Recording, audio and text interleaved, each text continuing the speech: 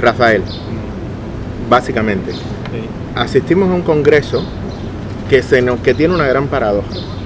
Se nos ha presentado como el más renovador de todos los tiempos y nos han hecho ver que sin que pase nada hay como una sensación de nuevo espíritu en la renovación de lo que pudiera ser los cuadros del partido, el propio Congreso y la Cuba futura. Estamos hablando de un Congreso que intenta llevar a Cuba hasta el 2030 en la misma situación y con un espíritu totalmente renovador. Para mí es una contradicción. Hazme un análisis, por favor, de este Congreso, cómo ha terminado y qué podemos esperar de los resultados del mismo. Bueno, yo creo que lo nuevo no ha sido el Congreso en términos ceremoniales o rituales, sino lo nuevo es el contexto en el que se produce este séptimo Congreso del partido. Es el primer Congreso que se produce con las relaciones entre Estados Unidos restablecidas en medio de una normalización diplomática que sigue su curso a pesar de las tensiones y de las resistencias que hay a esa normalización desde varios sectores, pero yo diría fundamentalmente dos, desde el sector más inmovilista de la clase política cubana y también habría que decir desde sectores resistentes de la política cubanoamericana. A pesar de eso, la normalización sigue su curso y creo que seguirá su curso con independencia de quién salga electo como próximo presidente de los Estados Unidos. Yo diría que eso es lo nuevo. Además, habría que decir que este es el primer congreso del partido que se realiza en medio de un avance que creo también irreversible hacia alguna modalidad de economía de mercado en Cuba. Como sabemos, hay una resistencia también, una oposición interna dentro de Cuba a la incorporación de elementos de mercado a la dirección de la economía, pero creo que este Congreso ha confirmado que esa resistencia no cuenta a la hora de decidir las líneas fundamentales de la política económica del país. Eso es lo nuevo. Lo que no es nuevo es justamente el ceremonial, el discurso, la manera en que se reafirman las claves institucionales del sistema cubano. Se reitera el principio del Partido Comunista Único, se reeligen a los máximos dirigentes del Partido Comunista. Yo creo que el propio gobierno puso a circular una expectativa de renovación del liderazgo máximo del partido, aunque no tan grande, no tan amplia esa expectativa como la de la renovación del liderazgo del Consejo de Estado y del Consejo de Ministros, que tendrá que producirse en febrero del 2018. Es decir, yo creo que con el mensaje claramente continuista e inmovilista que se manifiesta en la dirección del partido, se está dando a entender que la renovación vendría en todo caso en febrero del 2018. Pero como veremos, como ya estamos viendo, sería una renovación muy acotada por la permanencia del núcleo duro del poder del Partido Comunista. Hay a raíz de lo que me dice, dos cosas. Tres. Lo primero es, ha habido un ataque desde la representación máxima de las relaciones internacionales cubanas, el ministro de Relaciones Internacionales, Bruno Rodríguez, que ha dicho que la visita de Obama es un ataque. Lo ha dicho, esto es literal. Segundo, Raúl ha dicho que evitará en todo momento concentración de grandes capitales en manos privadas. Y tercero, hay un juego que es, yo me voy en el 2018, pero no es hasta después de 3 años que yo pudiera abandonar el mandato del partido. O sea, hay como una especie de, se está solapando el poder para que todo continúe igual. La pregunta concreta sería, en virtud de esto, ¿cuáles serían los procedimientos gubernamentales que llevarían a una Cuba a insertarse realmente en una dinámica de relaciones internacionales coherentes? Sí, bueno, yo creo que tu observación es muy correcta.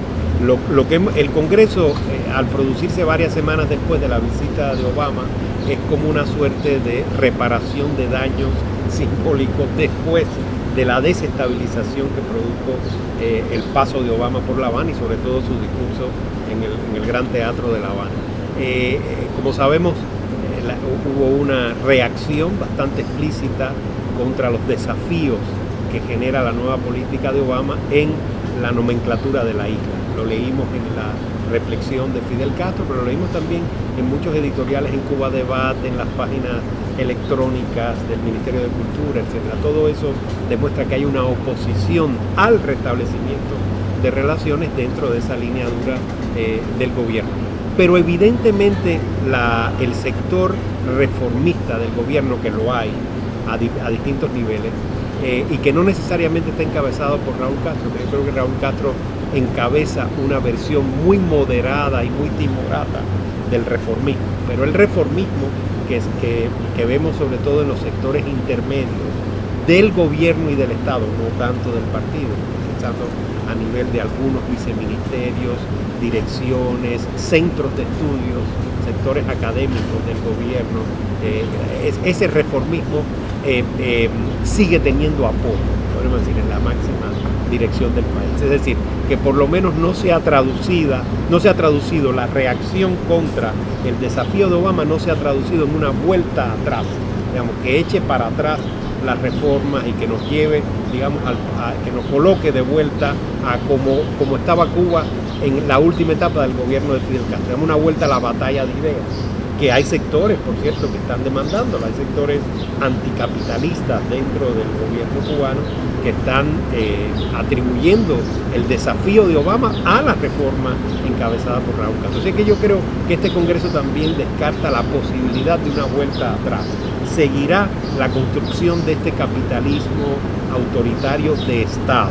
Ahora, lo que demuestra el Congreso es que parte de la transacción de la línea de Raúl, del sector reformista del gobierno, con la línea inmovilista, quiere decir que la nueva modalidad política que adoptará ese Estado se demorará más que esa nueva modalidad autoritaria.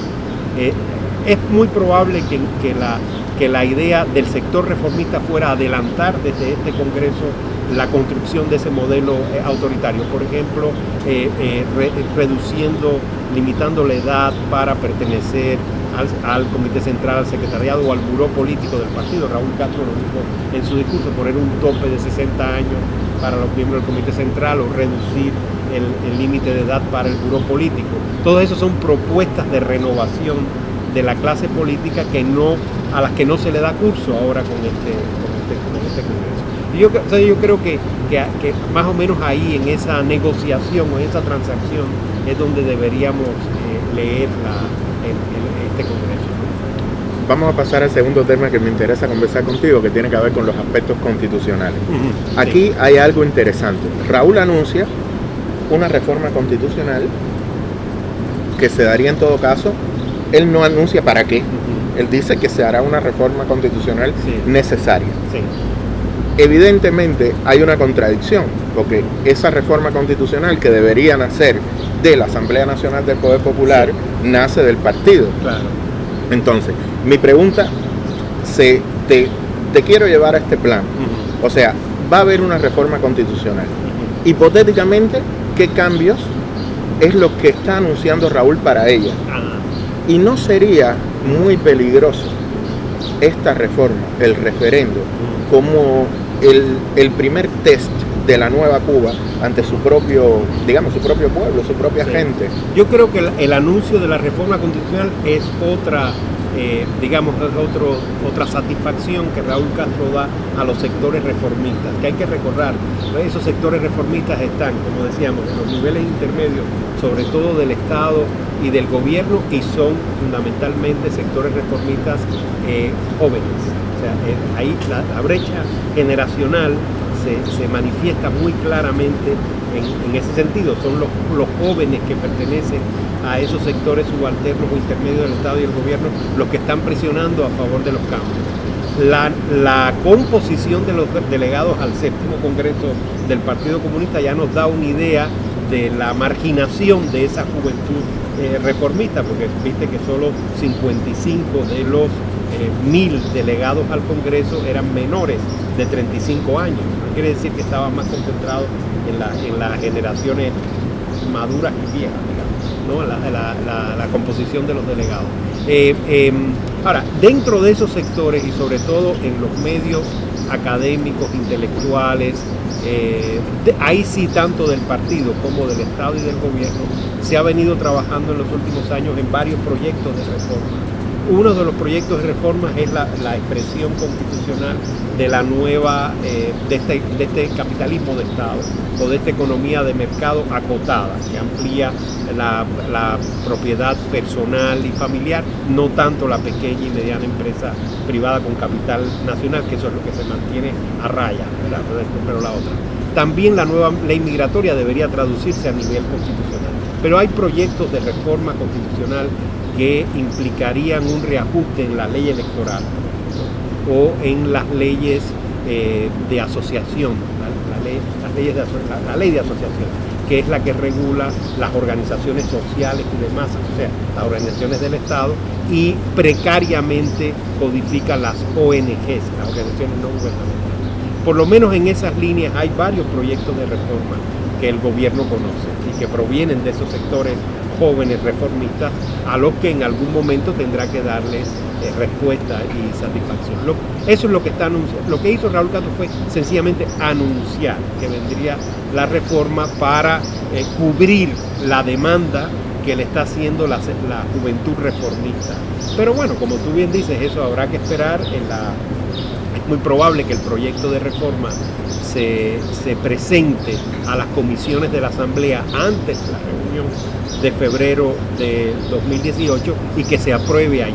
También esa reforma constitucional, no sé si sería así, entonces esa reforma constitucional podría incluir todos estos elementos de límite de edad para los cargos públicos o derecho a la reelección